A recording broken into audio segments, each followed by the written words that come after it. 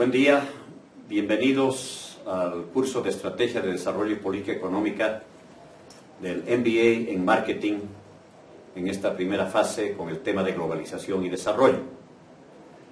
Tal vez antes de iniciar la conferencia quisiera hacer notar que este curso consta de dos partes. La primera parte, que es la parte no presencial, en la que ustedes están asignados lecturas, especialmente las notas técnicas, que son el fundamento de lo que vamos a discutir, y el análisis de dos casos, al que le hemos adjuntado unas preguntas que ustedes tienen que responder por escrito y entregarlas el primer día de clases. Es muy importante estas lecturas previas, porque si no hacen las lecturas previas, no solamente que van a bajar su nota en participación porque se van a calificar en función a la calidad de las respuestas que ustedes me den, sino también que no van a poder discutir con éxito los casos que vamos a iniciar la siguiente semana. Es también muy importante que ustedes escuchen esta conferencia, y esta conferencia, tanto como los materiales que tienen que leer en la previa, estarán incluidos también en el examen final y serán parte de su nota. Honestamente, si no hacen este trabajo previo, van a tener grandes dificultades en pasar este curso. Entonces veamos un poco qué significa y por qué estudiamos la Estrategia de Desarrollo y Política Económica en el MBA de Marketing. El gerente de marketing, que es para lo que ustedes están preparándose, es la persona que tiene que ver dónde, cómo vende la empresa sus productos, cómo se desarrolla. Y lo que queremos es entender esos mercados, dónde nos vamos a desarrollar. Difícilmente ustedes pueden entender esos mercados si no entienden cómo están funcionando las economías de los países. Antes, cuando se enseñaban estos cursos, se hablaba de dar el entorno económico, político y social del país donde se desarrollaban los negocios. Pero lo que estamos viendo ahora en esta nueva etapa de desarrollo es que ese mercado es un mercado mundial. Y es por eso que ustedes tienen que entender el proceso que están tomando los diferentes países de desarrollo dentro de la globalización. Entonces nos preguntamos, ¿qué es la globalización? Esta ha sido históricamente una tendencia hacia una economía internacional mucho más integrada y mucho más interdependiente. Y tiene que ver con incrementos en el comercio internacional, que implica también una inversión en el flujo de los montos de dinero que fluyen entre países, esa inversión extranjera directa. Tiene que ver con el flujo de capital en diferentes formas y el flujo de capital que también viene con la tecnología. Otro elemento fundamental en algunas fases de la globalización ha sido la mano de obra que va a los países donde hay más demanda de esa mano de obra calificada. Finalmente, la integración de mercados, donde ahora ya no operamos en un país, ya no operamos en una región, ya no operamos en una ciudad, sino operamos en el mundo. Y luego también la integración de los mecanismos de producción. También ahora podemos producir en cualquier parte del mundo. Rápidamente veamos diferentes etapas históricas. No tiene que ver mucho con el surgimiento del capitalismo, que viene después de una Edad Media y del Renacimiento, donde hay una nueva forma de ver la relación comercial. Entonces, en una primera fase, el capitalismo se expande a través de las colonias y de los imperios. En la era moderna, los grandes impulsores, como vamos a ver, en el siglo XIX, la Revolución Industrial, y la revolución tecnológica en el siglo XX. Veamos esta primera fase de globalización, que es entre el año 1870 y 1913. Durante esta primera fase estamos hablando de una gran movilidad, tanto de capital y mano de obra entre países. Esto tiene que ver con un auge comercial. Entonces es muy importante ahí donde aparecen los primeros gerentes internacionales de marketing que están vendiendo sus productos, están vendiendo lo que producen y sus servicios en otros países que no son los países de donde son ellos. Esto tiene que ver mucho con la gran reducción en los costos de transporte. Lamentablemente esto se frena con el advenimiento de la Primera Guerra Mundial y luego se frena totalmente con la Gran Depresión del año 1929, que manda a la quiebra a un gran número de empresas y manda a mucha gente al desempleo y a la desesperación. Se hablaba mucho de que este era el fin del capitalismo. Como sabemos, el capitalismo, cuya muerte ha sido anunciada muchas veces, sigue vigente y sigue funcionando bajo diferentes formas en diversos países del mundo. La segunda fase sería la posguerra, después de la Segunda Guerra Mundial, entre el año 1945 y el 1973. Y esto generalmente es impulsado por instituciones internacionales de cooperación financiera, tales como el Banco Mundial, el Fondo Monetario Internacional, los bancos regionales como el BID en América Latina o el Banco Europeo, y el auge del comercio de manufacturas. Es que las manufacturas van desde donde se producen con menor costo a los mercados donde se las demanda. Pero hay una limitada movilidad tanto de capital como especialmente de mano de obra. Ya hay muchas obstrucciones al flujo de mano de obra. La tercera fase del 73 al presente tiene que ver con la reducción en las barreras arancelarias, tiene que ver con el gran flujo de capital entre países. Y eso implica un gran incremento, especialmente en la inversión extranjera directa, implica un gran incremento en el flujo de tecnología, y eso también es la integración de mercados y de producción que traen las empresas transnacionales. Estamos hablando que las empresas transnacionales funcionan en diferentes mercados, en diferentes países del mundo, y producen también donde los costos son más bajos. Esto se debe, para facilitar este flujo comercial, la caída en las barreras al comercio. En Estados Unidos en 1913 tenían 44% de aranceles de importación. Como pueden ver, bajan al 14, el 50, al 4.8, el 90, hasta llegar al 2% del 2010. Francia se reduce del 1913 al 2010 de 21 a 2.3, Alemania del 20 también al 2.3, Japón del 30 al 1.66 y la China el 2000 tenía 13.62 y ahora es 6.04.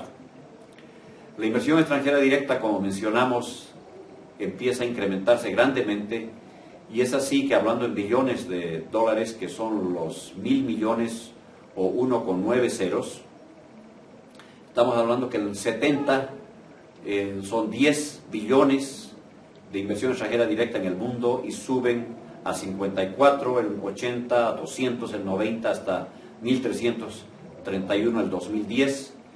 Y el número de tratados de libre comercio fluye también de 25 el 70, 50 el 80 y a los 290 el 2010, y esto ya ha sido sobrepasado, que estamos llegando a los primeros 5 años de esta última década. ¿Cuáles son los motores de globalización de esta fase? Normalmente tecnología de información y la comunicación.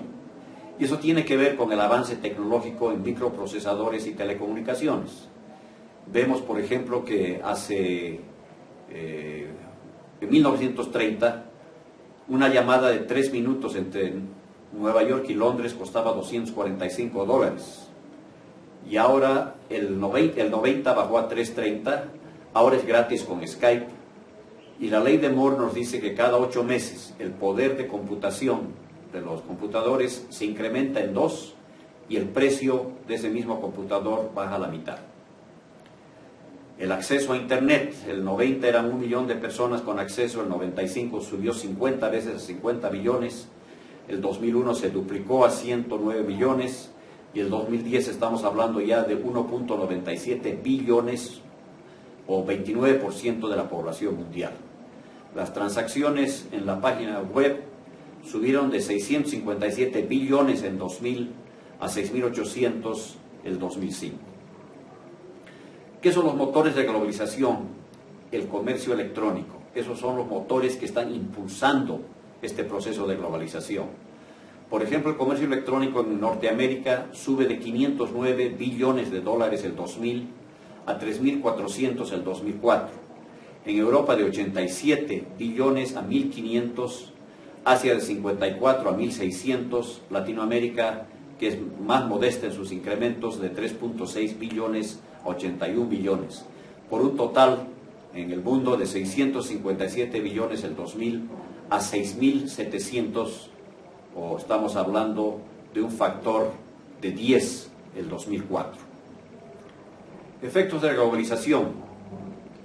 Se habla que la globalización debería favorecer a unos países y a otros. Veamos qué es lo que está sucediendo. La participación en la producción mundial, y vemos primero de Estados Unidos, que está en la última fila, que el 70 tenía el 35% de la distribución del producto. Y ahora esto se ha reducido al 23% el 2010. Eso no quiere decir que ha bajado el producto, la cantidad que produce, sino simplemente que produciendo aún más, ahora han entrado otros jugadores que también están entrando para producir a nivel mundial. El Reino Unido se mantiene de 44.3 el 70 a 3.6, Japón incrementa ligeramente del 7% al 8%, Alemania del 7 baja al 5%, China sube al 9.4 y sigue subiendo, y Brasil también ha incrementado, ha doblado del 70 al 2000 del 1.5% de la distribución que tenían del Producto Interno Bruto Mundial al 3.3% el 2010. Igualmente esto se refleja en las exportaciones mundiales. Estados Unidos, que tenía el 11.5% de todas las exportaciones mundiales, el 80%, baja ligeramente al 9.8%, mientras Japón también baja del 6 al 4%, y la China sube del 1.3 al 9.4 y sigue subiendo. ¿Qué pasa con la propiedad de las multinacionales? El 48% de las multinacionales eran de los Estados Unidos de Norteamérica. Esto se ha ido reduciendo como porcentaje de su participación. O sea, siguen habiendo más multinacionales americanas con más volumen, pero ahora solo representan el 26% porque han entrado nuevos jugadores como el Japón, que incrementó del 3.5 al 17%. Alemania se mantuvo entre el 8 y el 12%, igual que el Reino Unido bajó, igual que Estados Unidos, del casi 20% al 8%, y Francia sí mejoró del 7 al 13%. Los aceleradores de la globalización en la tercera fase han sido la caída del muro de Berlín, que integró al mundo.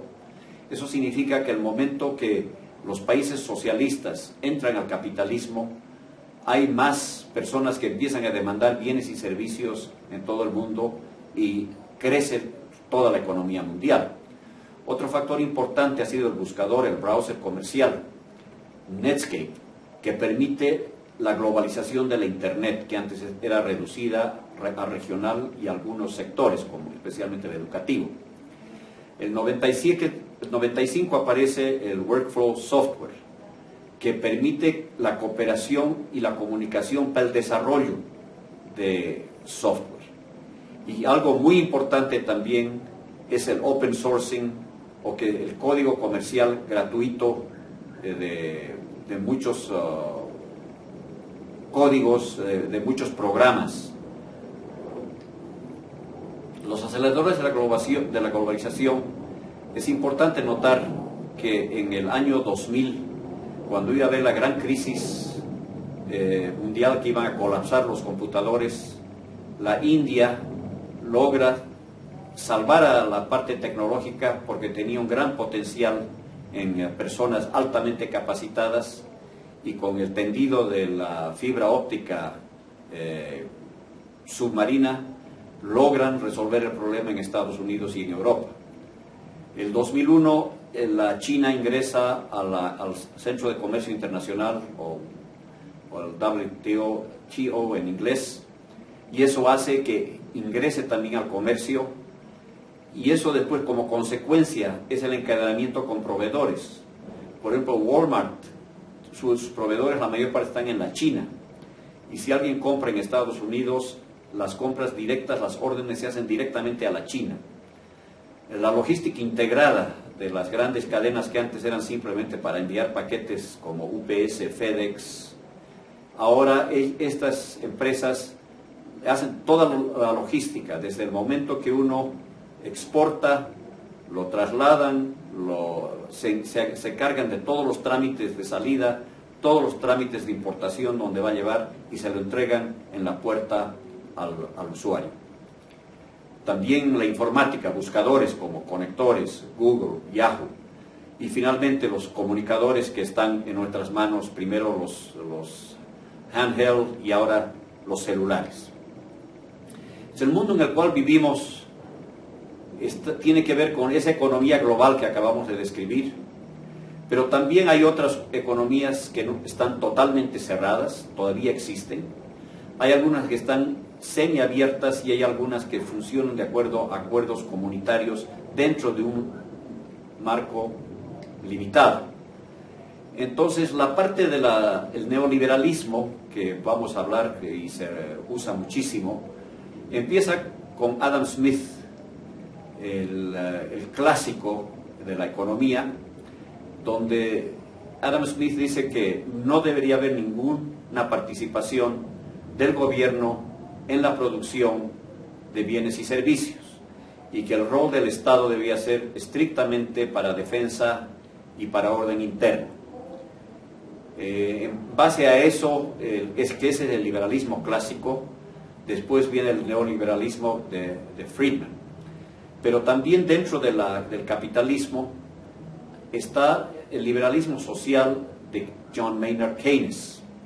Y él ve un rol del gobierno. Es muy importante notar que cuando hay crisis del capitalismo, siempre se aplican las teorías keynesianas para promover, por ejemplo, en Estados Unidos, en la depresión, en la última recesión que hubo, el presidente Obama utilizó muchas medidas de Keynes para reactivar su economía, porque es el momento en que las medidas clásicas liberales no funcionan y el gobierno tiene que tomar un rol importante. No están de acuerdo con eso Hayek, famoso economista, también Friedman de la Escuela de Chicago, y ese es el origen del neoliberalismo, que es mantener lo básico de la teoría clásica de Adam Smith, es eliminar los controles de precio, desregular mercados de capital, reducir barreras arancelarias, reducir el rol del Estado. Y esto nos da a lo que fue la receta del consenso de Washington, que lo vamos a ver en varios de los casos que vamos a discutir.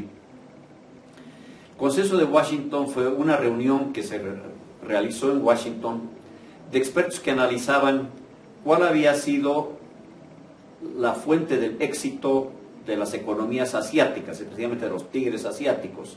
Estamos hablando de Singapur, Corea del Sur, Taiwán y Hong Kong. Entonces decían, ¿qué es lo que han hecho estos?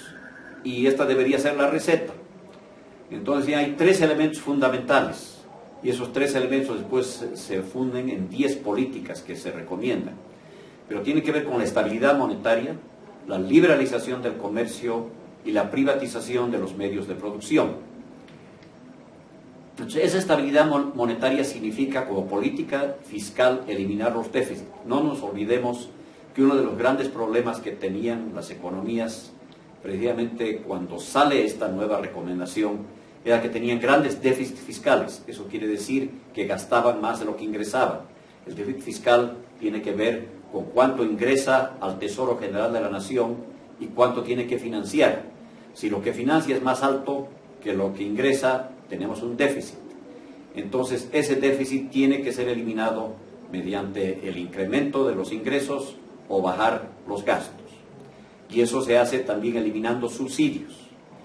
Eliminar subsidios precisamente para bajar los gastos, ampliar la base tributaria para incrementar los ingresos, y también una tasa de intercambio de divisas flotante, porque muchas veces, debido a los problemas y a la escasez de divisas, existían tasas múltiples, y entonces la recomendación que para tener estabilidad monetaria debería haber una sola tasa de intercambios que fluctúe, que es la situación que hemos tenido en Bolivia desde el año 85. El otro elemento fundamental del consenso de Washington es la liberalización del comercio y la privatización. Aquí estamos hablando de eliminar las barreras arancelarias, como vimos en el caso de los países avanzados que lo hicieron. Estados Unidos vimos que bajó de 45 al 2%. Liberalizar los flujos de capital, o sea, eliminar las restricciones a los flujos de capital. Privatizar las empresas públicas. No nos olvidemos, una recomendación del neoliberalismo es que el Estado no debe participar en la producción de bienes y servicios. Entonces, la recomendación neoliberal es privatizar las empresas públicas, desregular mercados para que los mercados funcionen de forma libre y dar la seguridad jurídica para las inversiones. Las economías semiabiertas, que son algunas que no han llegado todavía a esa fase que hablábamos del neoliberalismo, tienen que ver si aceptan la ampliación del mercado, mejorar los estándares de calidad, tener precios más competitivos, el desarrollo de productos comunes en regiones especialmente, y la racionalización de la manufactura, tratando de beneficiarse de las economías de escala donde hay menores costos cuando tenemos grandes niveles de producción, y las estructuras de servicios comunes. Las economías cerradas implican altas barreras arancelarias, impidiendo el flujo y haciendo las inversiones mucho más caras, y una economía de oferta, normalmente con precios altos, porque ya no compiten con los productos baratos de fuera, normalmente poca calidad de los productos, porque al no haber competencia baja la calidad, controlan todos los canales y hay poca variedad de productos, y se consolidan las empresas en una visión de mercado interno. Esto es lo contrario realmente de la globalización.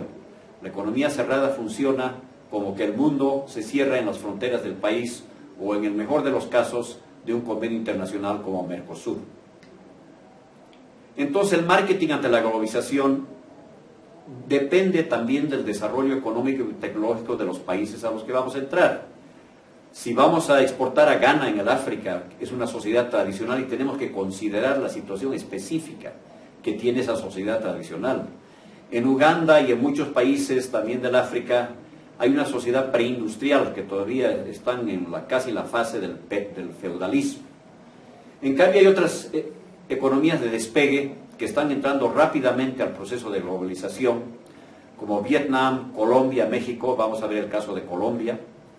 Y las emergentes, especialmente el grupo BRIC, que es Brasil, Rusia, India y China, que en estos momentos tanto la India como la China son los nuevos motores de la economía mundial.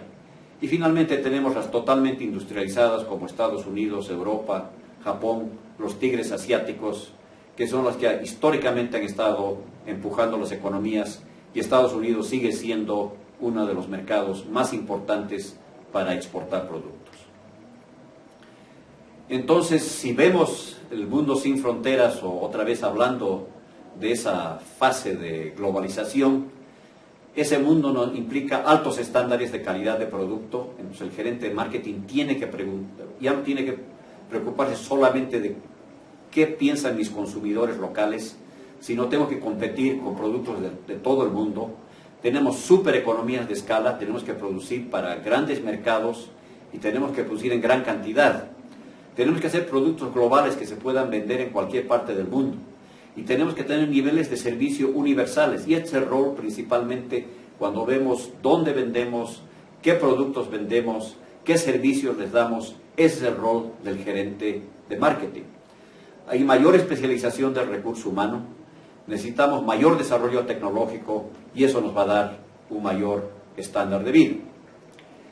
Un elemento para analizar, hay un índice de facilidad para hacer negocios donde vemos con qué país queremos comerciar. Pues para la apertura de un negocio vemos que es importante el manejo de los permisos de construcción, la obtención de electricidad, el registro de propiedades, la obtención del crédito, la protección de los inversores, el pago de impuestos y el comercio transfronterizo y el cumplimiento de los contratos o la seguridad jurídica. Entonces, en base a todos estos elementos, se han clasificado los países donde es más fácil hacer negocios, utilizando estos indicadores. Me olvidaba la resolución de la insolvencia. Entonces vemos que los países donde hay mayor facilidad para hacer negocios, de los 189 países listados, el primero es Singapur, el segundo es Hong Kong, el tercero es Nueva Zelanda, cuarto Estados Unidos, quinto Dinamarca. Y específicamente la protección a los inversores, donde más alta es en Nueva Zelanda, luego Singapur, Hong Kong, Estados Unidos y Dinamarca.